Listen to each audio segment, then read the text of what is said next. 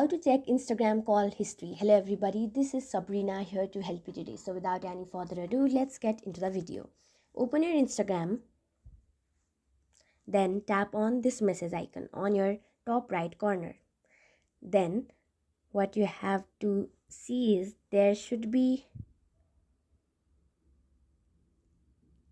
an icon with a camera and a plus sign. If you can find it, simply tap on it. It must be there in the updated version, or it can also be available over here in this section.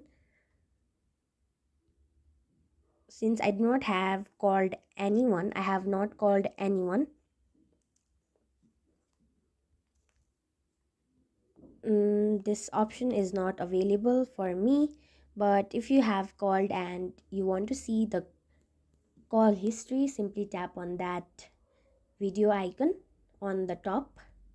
It should appear over in this line, and yeah, it will show automatically. That's it. Thank you for watching this video. Make sure to like, share and subscribe to our YouTube channel. If you got any questions, comment them down and I'll catch you in the next one.